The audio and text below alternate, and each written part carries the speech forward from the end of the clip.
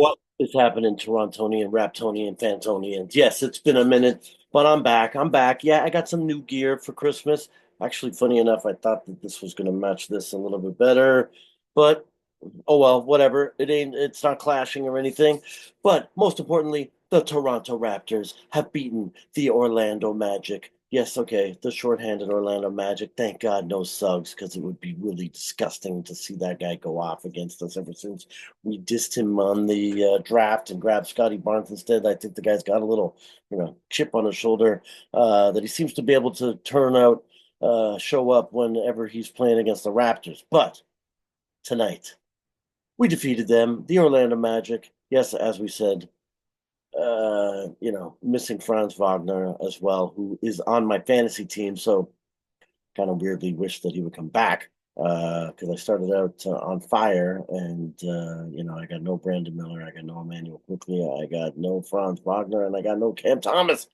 Sorry, that's totally irrelevant for tonight. Raptors win 109 to 93, continuing, to look solid in the almost, getting closer to our actual starting lineup again. As I already said, no Quickly playing yet. Davion Mitchell had a bit of a better game tonight. I mean, he had the, goose egg a few games ago, and he's been not going two bananas on the points, but 6 assists, 7 points for Davion Mitchell. I don't really love some of his game. It's weird. I can see, I mean, if we don't end up trading him in this trade deadline, which is possible because he's got that expiring contract that some teams might want, but I could see us maybe letting him go and letting or giving Jamal Shed a little more time to develop because man, he came in uh 22 minutes as opposed to Davion Mitchell's 25 and had 6 points.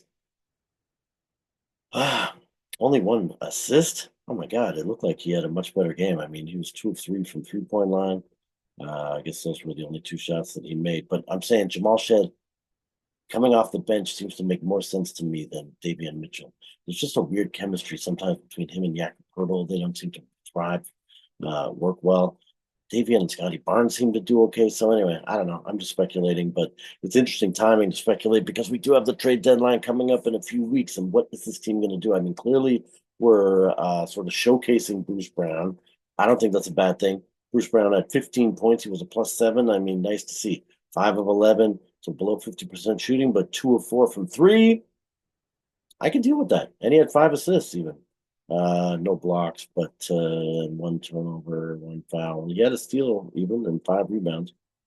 Pretty good, pretty good. Somebody could pick up a guy like that, 15 and 25 minutes. It was better when he first quarter when he was in. He had 10 points in 10 minutes, which I always love to see the points per minute being the same. But yeah, let's showcase Bruce Brown. Looks like maybe we're showcasing Kelly Olynyk out there. He had a pretty solid game, a +39 on the plus minus, which it seems uh, extremely high, but 12 points from him as well. 2 of 2 from 3-point line, 3 assists as well. So yeah, Kelly Olynyk looking like, potential trade piece.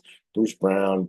I saw an article that we're sort of motivated. I think it's the wording that they used to trade Bruce Brown. Everyone knows we've been trying to trade this guy since we got him in the Pascal Siakam deal. And I fantasized that we were going to get a first round pick, but it's not feeling like that's out there. I know with the heating up of the trade talks, no pun intended on the heating, with our man, oh my God, come on, man. I just had his freaking Jimmy Butler trying to squeeze his way out of the heat. It seems like Toronto's maybe going to try and participate and be a third player, but there's also some rumors that the Golden State Warriors would like an Olynyk and a Bruce Brown, but I think they're also in the running to maybe try and get Jimmy Butler. So who knows what is going to happen with that. But regardless, the guys that we do have, Scotty Barnes, 17, pretty solid game. His three-pointer, I don't know. There was one that he took that I don't know why he took it, but I guess the other ones, were fine. He was 2 of 4, 6 of 13 from the floor, so pretty efficient. Um, Not as efficient as my man RJ Barrett, who was 6 of 9 and 2 of 3 from three. Um, Man, he killed it. 5 of 7 from the line. Nice, nice game from RJ. Like I've said, quickly becoming sorry, I hate saying quickly when I'm talking Raptors because I mess myself up with RJ. I mean with Emmanuel. But yeah, quickly, RJ Barrett is becoming my one of my favorite Raptors, if not my favorite Raptor. Grady Dick is potentially in the running. I just love seeing his hair flowing as he's running down the court, especially after he's you know sort of faked up a three and then he's had to drive to the basket. He seems to run faster, maybe obviously because he's further down the court, but his hair just flows a little better after he sailed through the air with a dunk. Um, but yeah, hilarious. And Jakob, I think is solid. I mean, again, him and Davion Mitchell don't seem to have chemistry. So when Barnes is the primary ball handler, I think Pirtle seems to do better than when Davion is the primary ball handler, and that seemed to happen today. Even in fact, a few of Jakob's points were sort of in the first part of the fourth quarter. I missed a tiny bit in the third quarter because I had to run and do something for a minute. But yeah, great game, exciting game.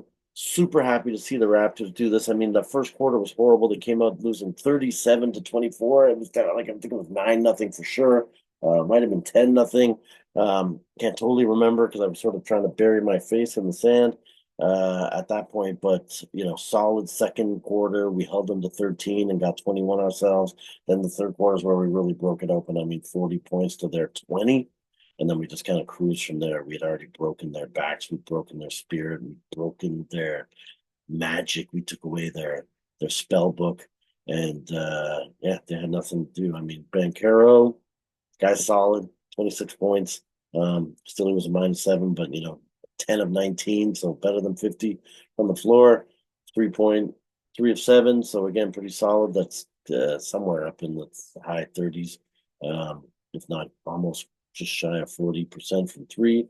Plus, he had 12 rebounds, 2 assists, 1 block. 5 turnovers aren't great. But yeah, obviously that guy's going to be a stud. And this Anthony Black guy was sort of having a pretty decent game. The guy's hair was crazy. And then, yeah, KCP, only an okay game. Decent amount of points at 20, but, no efficiency there. But like we already said, they were missing a bunch of guys. So, and I do love seeing our Canadian ex-Raptor, Corey Joseph, out there, especially when he's missing threes. Anyway, he didn't have a lot of minutes, only 12 minutes with 3 points. So, yeah, that's, good to be back. Let's hope for more wins coming as we, look ahead here.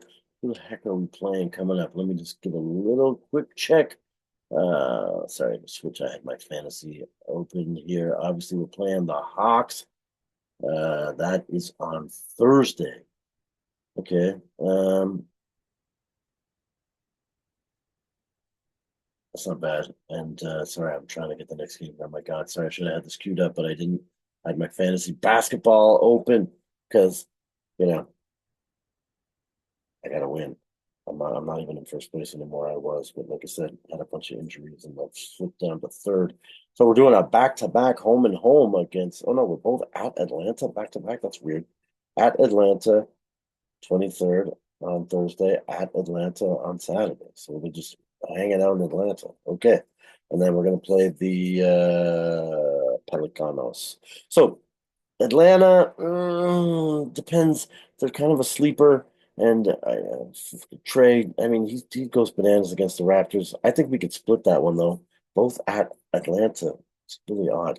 Um, I'm calling for a split on that one, and I think that we can beat the Pelicans. But we will see. We will be back here. Please like, subscribe, Mr. Beast for President. Thank you for watching. Really appreciate the support. And yeah, share it with a friend if you can. Put a comment in. That would be great too. It all helps. But glad to be back. And thank you guys for watching. I really appreciate the support. See you next time.